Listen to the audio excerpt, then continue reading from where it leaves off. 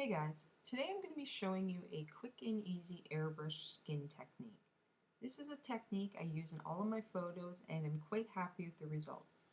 By the end of this video you will be able to airbrush just like the professionals do. This is part 2 if you're following along with the wanting to achieve the overall full edit of this photo, but you can use this technique as a standalone as well. So let's get started.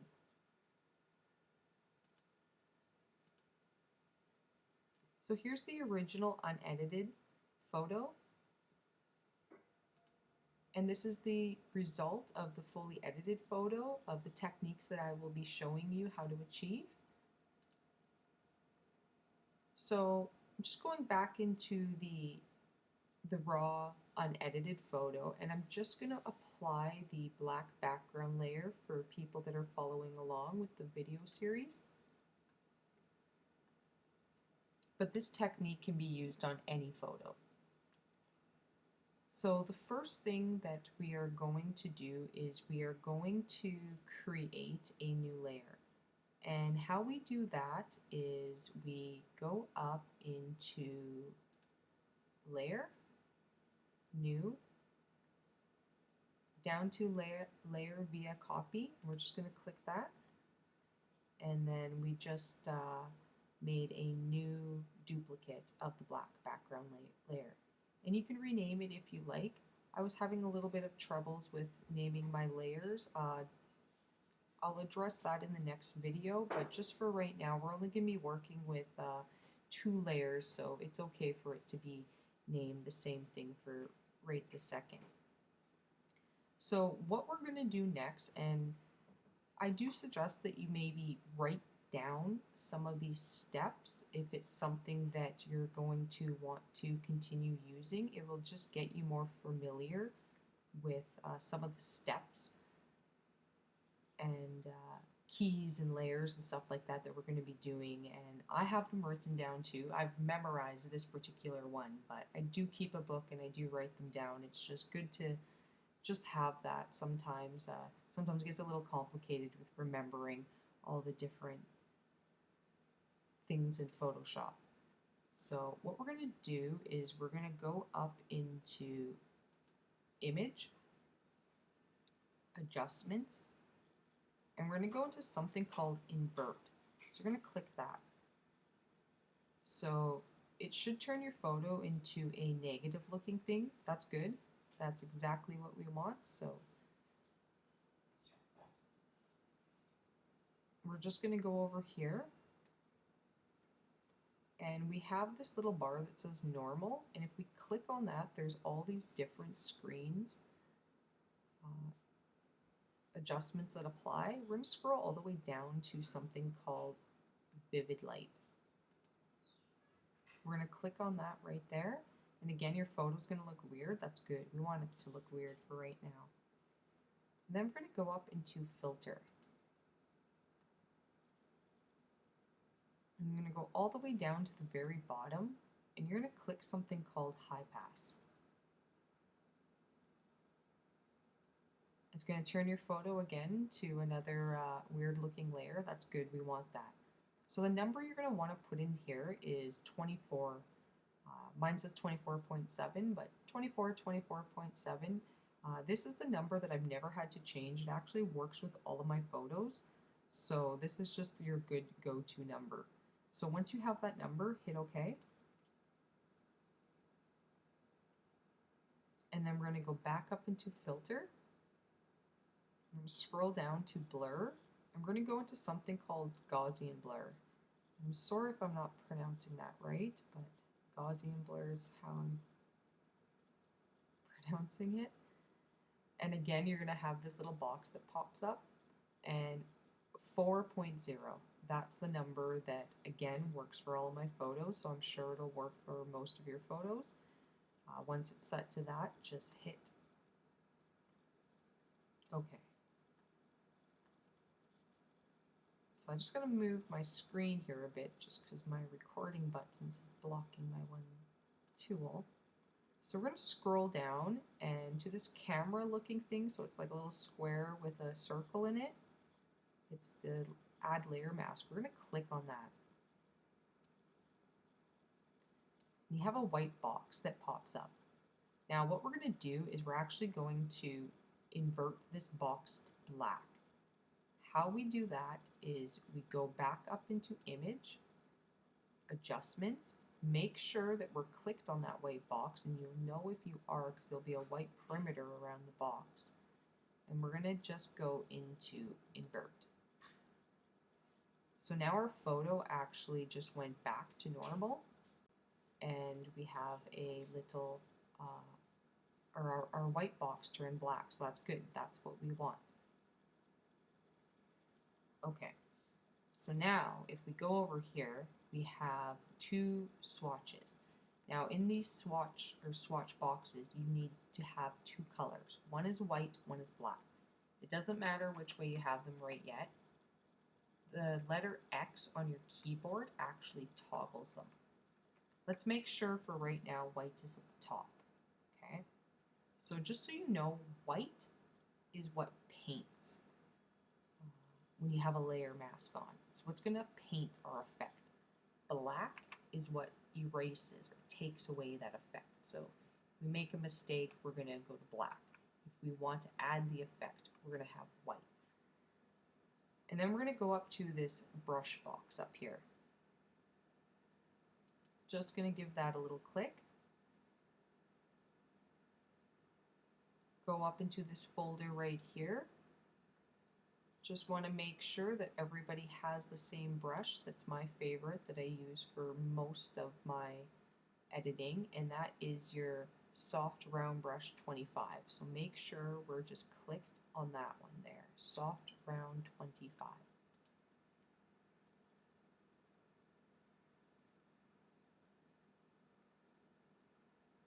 Okay. So what we're going to do is we're just going to actually click back down onto our black background layer. Let's zoom in for a second. Now, we can see that he has some imperfections on his face. We want to eliminate some of the ones that really stand out for right now. So how we do that is we're going to go into our spot healing brush tool, and if we click that, you're actually going to get all these like tools that pop up. We actually want to make sure we're on number 1, which is spot healing brush tool. So we're just going to adjust our brush size, and how you do that is beside the letter P on your keyboard, there's two brackets. One makes it smaller, one makes it bigger. If you don't want to use those, you can just go up into your brush little box right here, click on the arrow, and it says size, and you can actually just manually change it like that. It just makes it a little bit more difficult when you have to go back up there. So I prefer using just the brackets on the keyboard.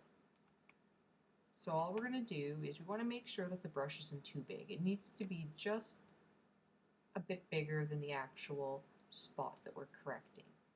We're just going to go over some of the spots.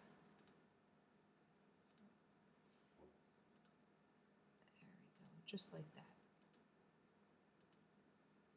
Now sometimes when you go over a spot, you'll get a weird discoloration that happens sometimes.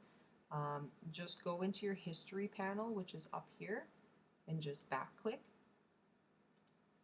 And to correct, if you do get that discoloration, it usually is because maybe your brush is too big and you're picking up a pixel wrong. So there we go. We don't need to do anything too crazy. That's where our airbrushing filter we're going to apply is really going to take care of a lot. Okay, so now that we've gotten rid of some of those, we're going to click back onto our mask box. Okay, so we're making sure that we've clicked the black box and there's a white perimeter around it that is saying we are on the mask. We're going to zoom in just a little bit. We're going to go to our brush tool. We're going to make sure by opening up the brush folder up here that we're on the soft round 25 again.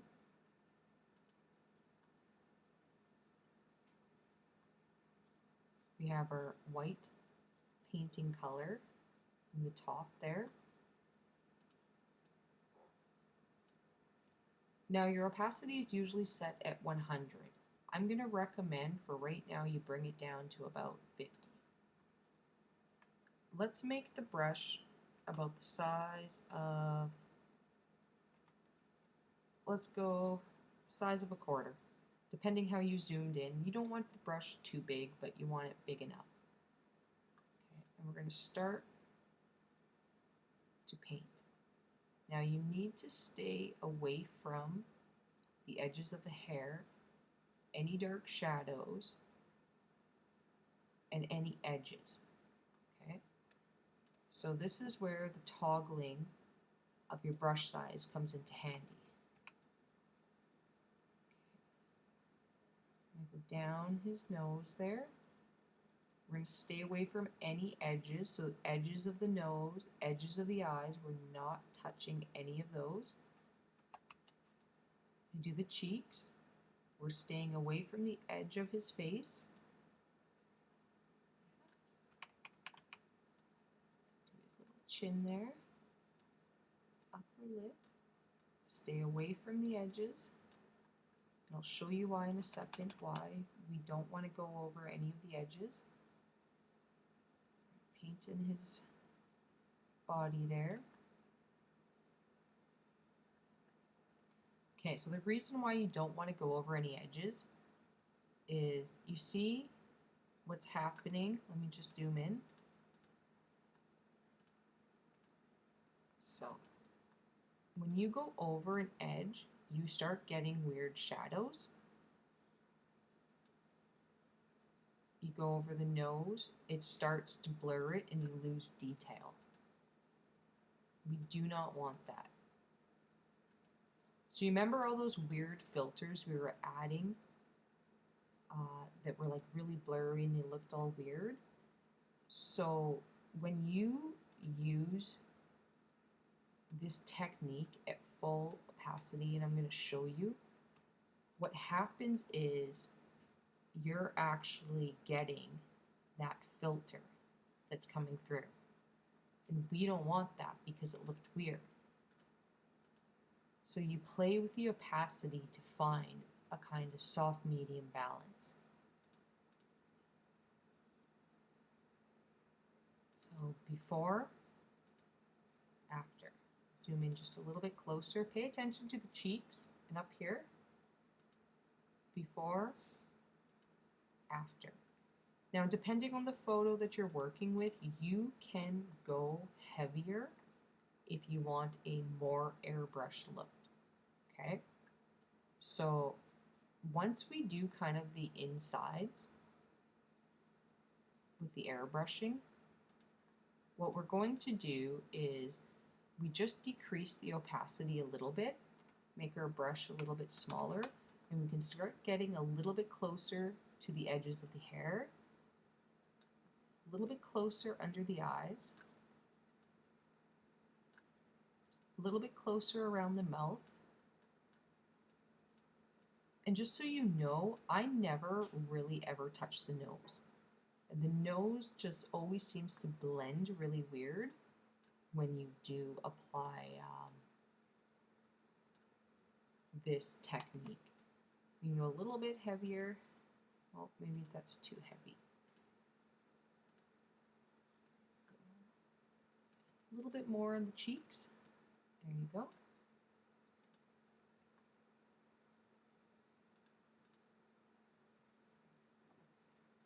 Okay, I think I'm liking that look. I'm going to show you also another way you can do the opacities. Let's say, for example, we do set it at 100. Okay, I'm just going to go over him roughly. And yes, those spots that you're seeing, what's happening is it's just pulling the other layer behind. Don't worry about that right now. We're going to fix all of that. Let's say you decide you want to go at 100. If you come over here to this opacity box, and if you click on it and adjust your slider, it'll actually just gradually turn it down for you. So you can kind of just see what type of percentage of the airbrushing you want on there. Do you see that? So that's with no airbrushing. And then these are just gradually increasing it to see what works for you. Sometimes I do both with playing around with the opacity here and here. It kind of just depends on the photo and what I'm trying to get an idea for.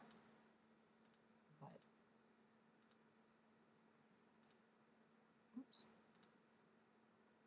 But for right now, I'm just using the top. So let's just zoom in for a second. Let's see the before. And again, pay attention to the cheeks and right here, because that's really where he needed it the most. And after. He's so young that he doesn't really need too much. You want to keep it as natural as possible. So I'm going to click back onto the black background layer. And what I'm going to do is I'm going to go back into our spot healing brush, and I'm just going to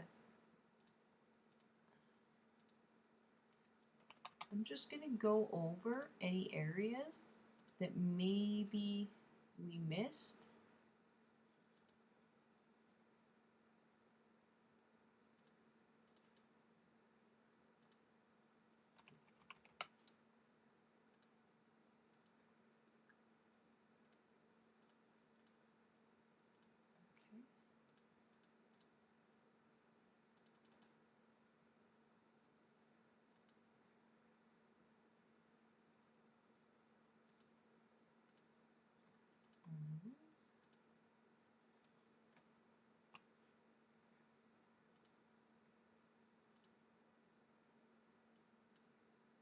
And those spots are being a little finicky for right now. It's okay, we can fix that after. Okay, so what I'm going to show you next is I'm going to show you how to eliminate the darkness that sometimes gets under the eyes. So what we're going to do is we're actually going to grab our color picker, or sorry, eyedropper tool that does pick out the colors. And what we're going to do is we're going to go right where there is a nice color before it kind of transitions into the darker color. So let's say right about there. And that actually picks out the color it's finding in the skin. So that's kind of cool. We're going to go to the brush tool now. Okay. We're going to make sure by going up here in our folder that we're still on our soft brush 25.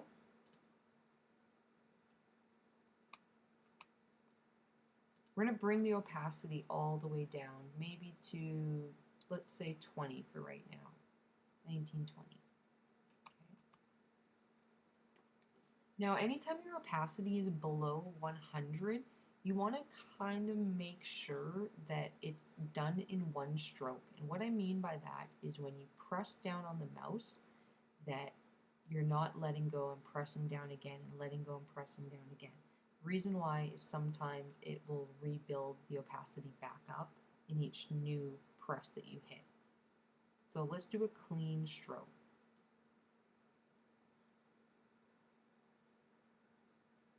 Okay. Might be a little light. Find out in just a second. So we go up here into our history. We just go before. Oh, that actually looks pretty good. After. So before, after.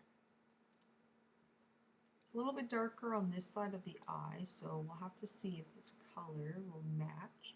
If not, you just re-grab the eyedropper tool again. I think this is actually going to work just fine. Okay, so let's go before, after. Let's just back up a second.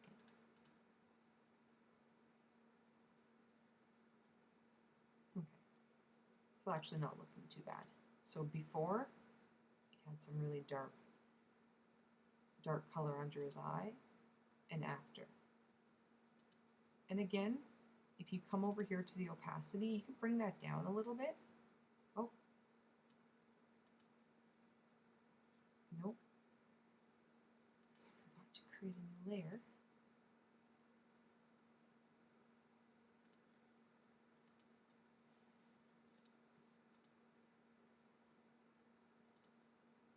Just gonna fix this one eye here quickly because it didn't quite match. It'll just bug me. I'm just gonna bring that down just a bit. And remember, on your photo that you're working on, is your opacities are going to be different depending on the light and skin tones and stuff. Okay. So there's a before on that left eye and an after. Perfect. Okay, I'm going to do one more thing here just because it's going to just really help a little bit with some of the, it'll bring together a little bit more some of the techniques that we just applied with the airbrushing. And you may or may not have to do this in your photo, but let's go up into image, adjustments, and curves.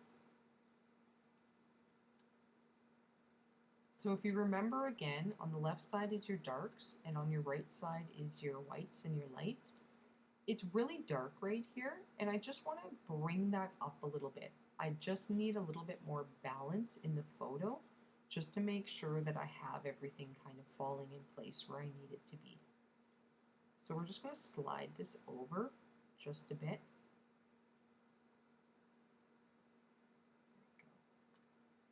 And then if you hit this preview button, before, after, it just kind of made that pop just a little bit more. So I'm kind of liking that just kind of right there where it is. And then these two little spots that I did get on mine is I'm just gonna use that color picker and the brush. Just gonna make those disappear for just right now. Okay. So you have just learned how to remove blemishes, imperfections, and add a airbrushing technique to your skin. So again, let's just do a little bit of a recap. So this is the complete raw photo. This is the black background with some adjustments under the eyes, lifting some of those dark marks and removing some of the blemishes. And this has an airbrushing technique that we applied. So again, before and after with that airbrushing technique.